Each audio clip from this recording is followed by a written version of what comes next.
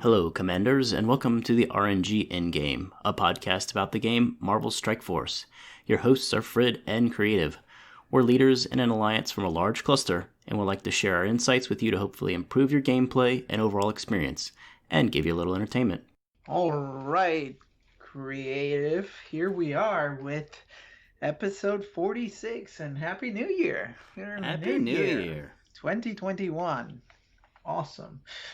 I saw a good meme in our Alliance family chat, and it said something like, I've experienced 7 days of 2021. I want to return and get my money back, or something like that. Yeah, that's good enough. It's time to go.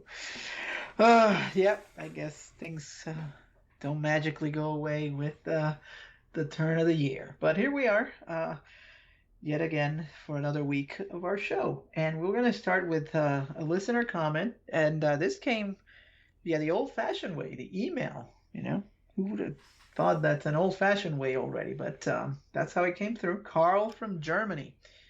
And his question is, he wanted to know how we approach alliance wars. Specifically, when the war starts, do we all go full out? Then how do we notify if this is going to be a loss, or notice that this is going to be a loss, and slow it down so that we don't waste resources? So we will cover this in the alliance section, which is at the end of the show. So sorry to tease you, Carl, but we want to do things in order. But we'll cover it later in the show, in the alliance management section. Yeah, and other announcements. We have received news from some podcast rating agencies that we are very highly rated in the video games and leisure categories in Sweden and Denmark. So to our Nordic listeners, we say thank you. Once the coronavirus abates, we'll plan our world tour and we'll come visit. But that's great to hear. I always wanted to go up there, so now we have a real reason to do so. We're very popular up there. Internet famous. All right. Well, in other things, we're going to get back to our usual topics. And apparently, this portion of the show is the best. And people love hearing about Frid's roster, which I'm like, don't encourage him anymore. But anyway, we'll start off with gearing and leveling. Frid, why don't you lead us off? I've told you, Creative, this is the way to go. And you're like, that section, we need to get rid of it. I'm like, no, it's the best section. I get to talk about my roster. Everybody loves it. So speaking of which, new milestone. I have gotten officially to 9 million collection power. Wow. Think about how much. Whew. That's a lot of collection power. I still remember sending you screenshots of my 200, no, sorry, not even 200, 25K defenders and feeling awesome. And you told me each one of your defenders was 25K.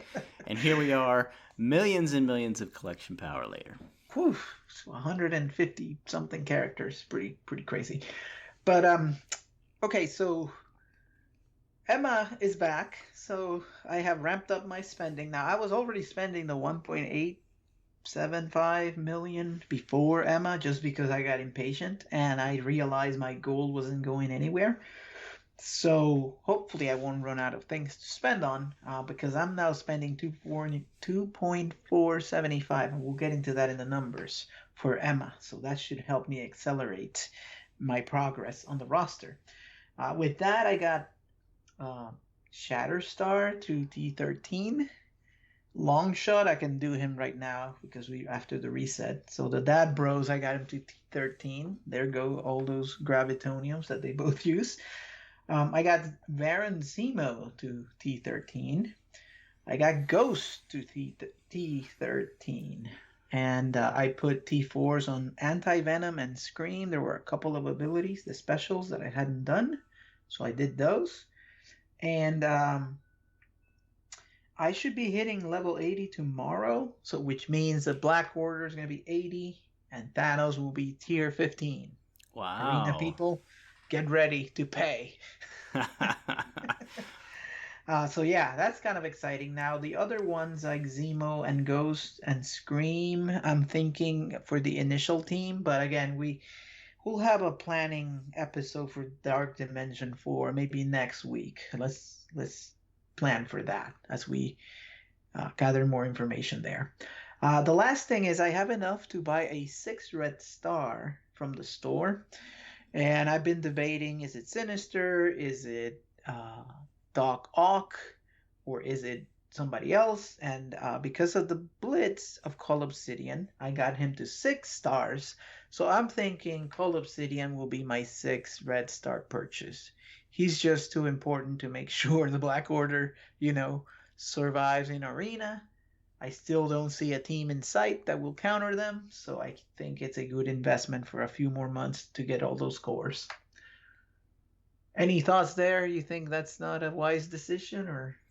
Yeah, I mean, we've talked about it over and over and over on the show. You save those for, god tier characters. Cole is a steaming pile of whatever outside of the Black Order, but the Black Order is not going anywhere. So, even if this X-Men team somehow becomes the counter, we're not going to see them for another 2 months, and then they're going to be buggy for a month. So you got 3 months. Yeah, so then they'll have the Wakanda event, the 3 times since, yeah. You get some of those back. So yeah, okay. Well, I'm just waiting for him to show up. Basically, I think I made up my mind. Okay. But yeah, those are the highlights. Lots of gearing, and that comes with getting the characters to level 70 and all that stuff, and it's very expensive. But trying to spend 2.4 million, it's okay. So creative, how about you? What have you been up to now that you can spend gold?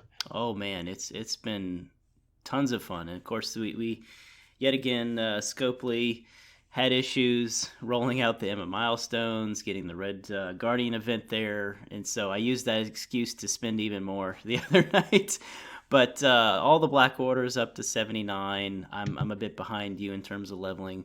I have been finding that I'm not flipping Cole's buffs with Thanos, and that Thanos a lot of times doesn't keep some of his.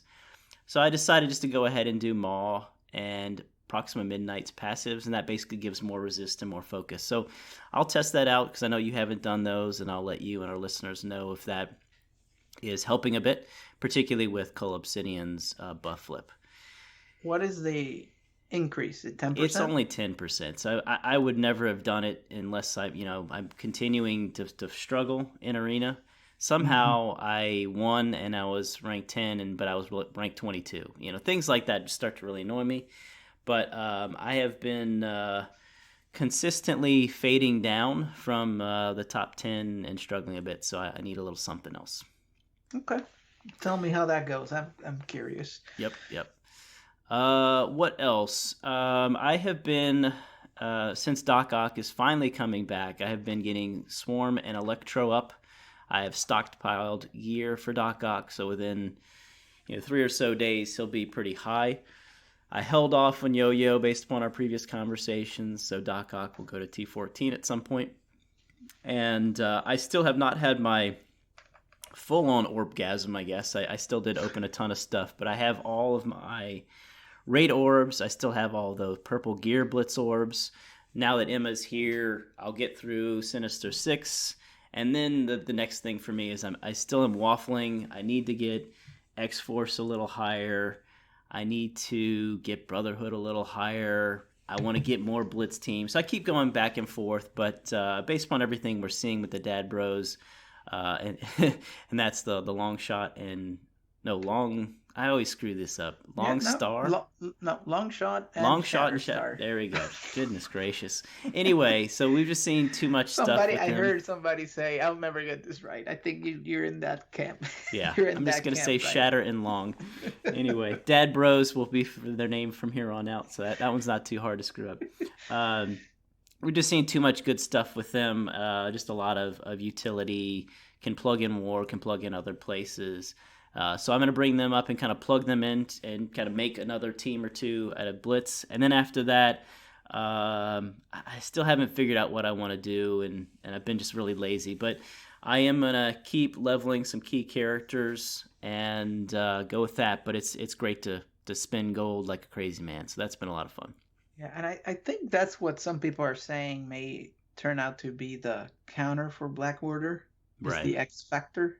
But we only have 2 members and nobody else in sight, so that could take a few months to materialize. Yep. And then you gotta get them up to like tier 15, God, yeah. It's like crazy. So Needing anyway, 500 gravitoniums. I know. So it's all gonna take some time. Yeah, there's just way too much overlaps of the unique pieces. I mean, the Pimtech team is like the worst. It came around and it has so many overlaps with Black Order, and then it has overlaps with Dad Bros. It's just they've intentionally picked some things that are getting on my nerves. But anyway, why don't we switch gears to the news? We interrupt this program for a special news bulletin. Yes, and we got a secret post. It wasn't like a real post because they said they weren't going to have one until the 15th, but they dropped one today. So that's cool. And one of the things that it revealed is something we've been wondering, which is what is the team required, or not the team, but the characters required to unlock Jubilee. So creative, what was your guess here? Did you have some wild guess, or you went with the one that most people thought? We went with what everybody thought. Yeah, that's right. And that's the one. No surprise there. Pimtech is going to be required to unlock Jubilee, 5-star unlock at least. Nothing crazy there. So you need your Ant-Man, your Wasp, your Stature, your Ghost, and Yellow Jacket. Now, they did reveal Jubilee's passive and creative. I think you got pretty excited about what it had. I mean, man, they are just recycling code like you wouldn't believe. And it's not just from one character. I mean, she has aspects of Crystal's passive, Scream's passive, Miss Marvel's passive, Symbiote Spider-Man's passive. So, just her passive alone looks like a legendary. But I mean, this is how all the characters come out these days. I mean, I still haven't read all of the Taskmaster text and all the Doc Ock text. So, but yeah, she looks certainly interesting for sure. There was a raid, a couple of things for raids, and one was I had never seen before, a 40% damage increase for everybody. I don't know that maybe there's one out there, but it sounds pretty high. I've seen 30%, 20%, 40%. Man, that's a lot. Some of the numbers on these passives are pretty high too, in terms of what it does. So it's starting to look promising, but get your characters ready. As I mentioned, the one of the characters is Yellow Jacket, and they also announced that for Season 2 of the Battle Pass, that is the feature character. So didn't we have a poll on this creative in our channel? We did, yeah. I thought Zemo may make an appearance again. You and many others were definitely against that. I had Beast as an option and kind of a random, and so they went with Yellow Jacket. Yellow Jacket. So I guess that helps, sort of. No, this officially screws me over. Screws me over. Thanks, Scopely. I need 53 shards, and the Battle Pass gives 45. So they're yet again paywalling these characters. I know you probably did a little bit better in the Blitz and then probably spent some more cores, and I just didn't do that, and now I'm kind of, oh well. Yeah, I did. He's already at 5, and so this, doesn't do anything to get him to 6, but at least, for some people that were borderline, hopefully this helps. But it does seem like they're strategically trying to push you to buy that $20. Oh, absolutely. Yeah. I went and looked, and there's all a bunch of characters that started showing up in the Ultimus Orbs and other places. I have noticed that Ghost, Yellow Jacket, and a few others are only in the least favorite orb, the Premium Orb, and the Mega Orb that we never get. So they're not in the Ultimus Orbs. Very strategic. Thanks, Scopely. Thanks. Okay, so as I mentioned earlier, the DD4 we're planning, but 4 players have actually already completed DD4. And the first one gets a choice for the community to give 100 character shards of whatever he wants, right? It doesn't have to be like what he used. It could be anything. I believe. Yes, it's anything, because that's how we got Hela last time. And Yep. that was a great choice for everybody to unlock Black Bolt. Yep. So I believe he's crowdsourcing this, and he put out some polls, and I believe it was between Call Obsidian and Ghost. Those were the two that were front runners. So I wonder if the Jubilee thing will change his mind, because I believe Call Obsidian was winning the poll. Yeah, now I need to vote for Yellow Jacket. Just kidding. For Ghost. Yeah. Yeah. I don't know. I either one would help me. So we'll see what happens. And then a philosopher, I think he's in one of those alliance families, posted some recommendations on Reddit. So if you search for I'm the fourth person to complete DD4, you can see some of his thoughts. But in general, my understanding is there is no like you gotta have Minerva or you gotta have so and so. It's very grindy, but it's you can one shot, and they're basically saying just use characters that are valuable elsewhere, because there are no must-haves, at least not yet. So that's all we know. Yeah, I mean, if you think about DD3, and I think even someone said DD2, like Minerva came after it was released, that you don't get those overpowered characters till after a while. So like Emma and Maw came out where people were either already done and through their second round when those two came out. So yep. Well, so yeah, more to come on DD4. I'm not that excited, but I guess it's the next thing I got to do. So at my stage of the game. So with that, we got a few things that we got to do by running the numbers. Yeah, so events craziness going on. Mojo's Mayhem, after a weird 3-day pause, has come back. We talked about Yellow Jacket being the character there. But there was some very specific changes that come out in yet another kind of quick blog post. And apparently some players ignored most of the other objectives and went straight for the knockouts. And I guess just put in some beefy teams and autoed away. And Scopely did not like that and wants to force us to use a broad set of characters. And so they have done some very specific changes to counter that. They have taken away the 350 and 550 knockout weekly objectives, and instead have given us 3 objectives where you have to use 600 abilities of a random role, so support, blaster, protector, an origin, so bio, mystic, etc., or some other traits. So that's kind of interesting. There have been no changes to the actual rewards earned. You still get the same amount of training mats, the same amount of ions if you were completing all of the different objectives. And all of the objectives, when they add up in totality, still give you more than enough points to achieve the highest milestone. So they're not nerfing anything there, but they have taken that option away of just going and beating away with your biggest teams. Yeah, and do you know that there was a cheese method that people were using, which I think this counters, which is the Phoenix method, right? You put Phoenix with 5 weak characters and then everybody would get knockouts. So I guess they're trying to counteract that somewhat. Trying to make us really play. Not so fast, though.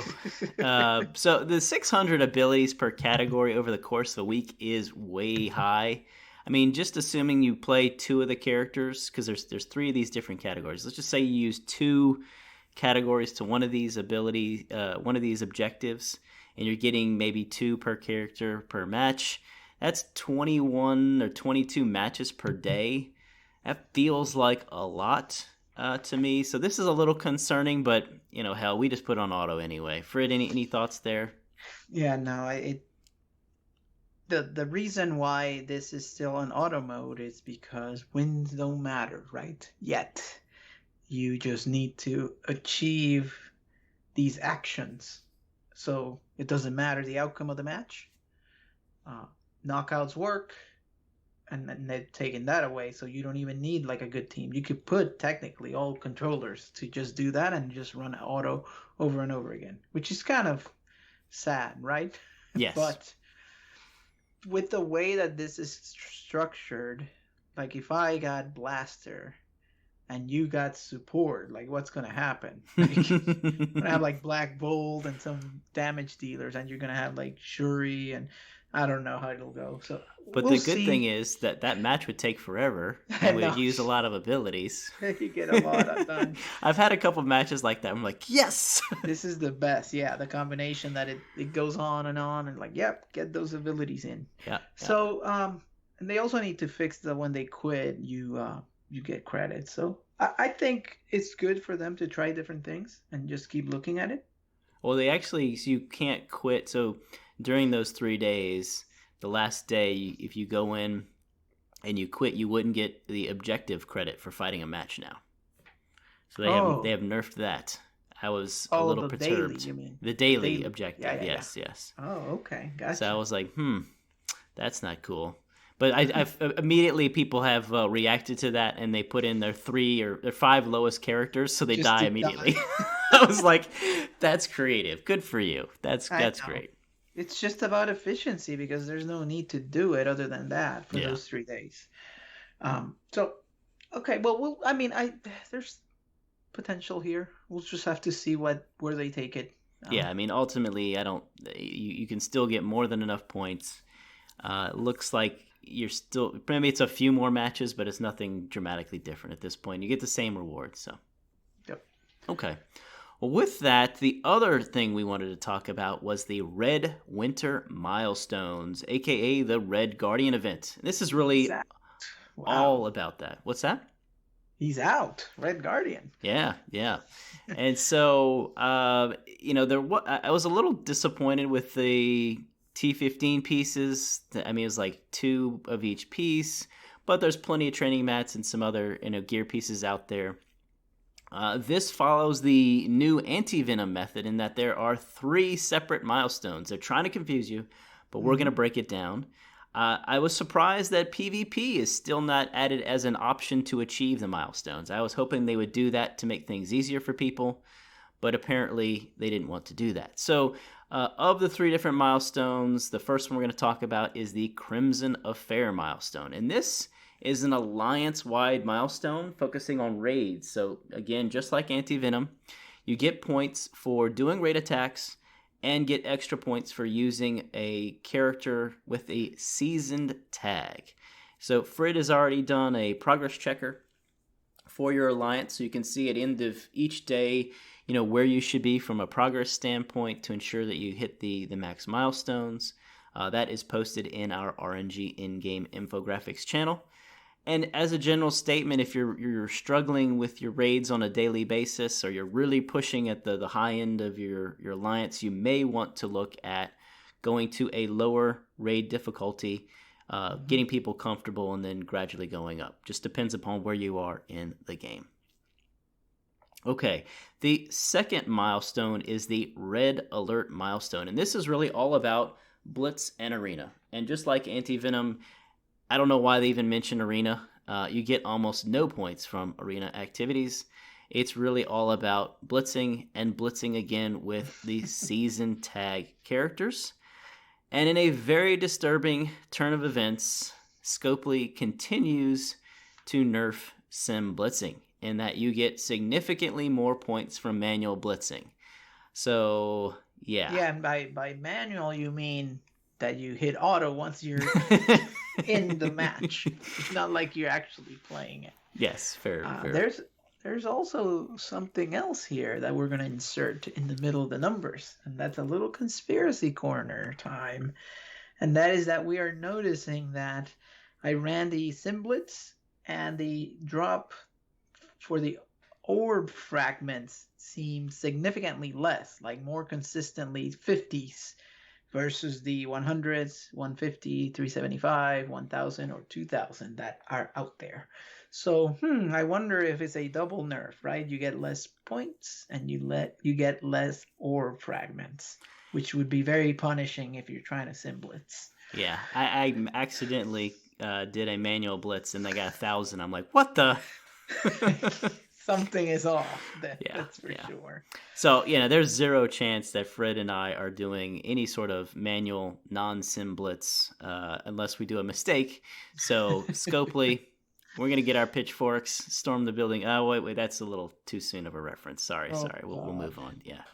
Anyway, so you don't get many points from Arena. If you're using Black Order, you have 2 of those characters. You get 5 wins a day. You get a grand total of 85 points. So that's a long way to go to 1,600. So let's talk about Blitz. To break it down, this requires more blitzing than the Anti-Venom event. Anti-Venom was only about 4 cycles per day with 17 wins per cycle. Again, Scopely keeps attacking the Blitz Simmers. If you're doing Blitz Sim, you need 5.5 Blitz Sim cycles per day with 20 wins per cycle, and we're assuming that out of the 33 season characters, you're winning with 25 or so of those.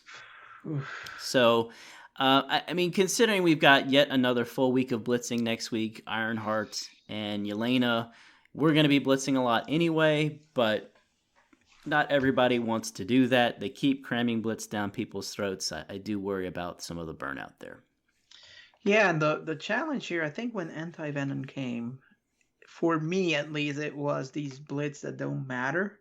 So we employ the dump the tank all the way down and then rise up, and it was auto. Now with Sim, that would work too, but you don't want to do that if you're trying to achieve a score that gets you, the 100 Yelena if you're going for 1% or whatever your target is. So you actually have to shop around and do all this stuff to get the 25. It's so much work still. But, a 5.5 sim cycles. That's not terrible. That's not too bad. Yeah. You just got to do it over the course of, what would that be? 12 hours, right? Yeah. At a minimum. And it takes 5 minutes. So that's not too bad. Yep. Okay, and then the last milestone is the Red Winter milestone, and that is all about opening the event orb called the Deep Freeze Orb. This was the fake out name, because everybody thought, oh, Iceman is coming. right. With that name, but no Iceman. No Iceman yet. And so, the drop rates for that orb remain about the same.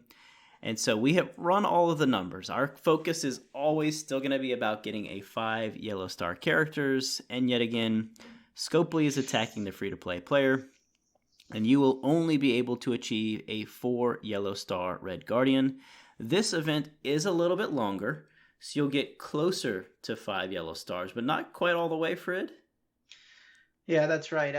I ran some numbers, and I compared it to Dutch Rudders. He puts together a sheet as well, and if you're doing your 8 cycles and all this stuff, you'll get to, again, depending on how many of the how many matches you're able to win, but approximately around 90 to 92 orbs if you do all the milestones and what you get from the blitz, average luck.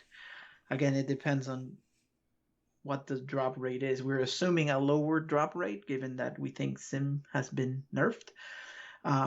But anyway, all that said and done, on average, it would get you about 265 shards, which is, you need 310 to get to 5.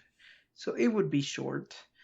And if you wanted to buy that with the orbs, that means you would have to buy 8 of what's called the Soviet Shield orb, which is the one that, not the, Deep Freeze? Not that one. The one that is just Red Guardian, and you get 6 to 180. But we're assuming the worst, 6 shards per drop. And if you were to pay with cores, that is 5,400 cores, which is a lot, of course. But it is consistent with what I have been spending on getting Yellow Jacket and Ghost to 5 after doing the Blitz maximum, right? The most you can get from Blitz. Okay. So that gives you an idea that I think that's their pricing, right? About 5,000 cores or so. Again, doing the maximum. which is a lot. 8 blitz cycles per day, not the 5.5. Yeah. And That's right. so, Fred, we didn't cover it in the news, but there has been some reveals, if you will, from some of the content creators, namely Casino, coming out and talking about the skill military team. And that has tempered expectations mightily. We should probably talk about that really briefly. I meant to cover that earlier. And basically, the commentary was this team is not X-Force. It cannot do big punch-ups on teams. It will punch across. And so for those of us on the in-game side of things, that means you'd have to have a 450 skill military team. That's pretty hard to do with a blitz character and another character where you have it for yellow stars.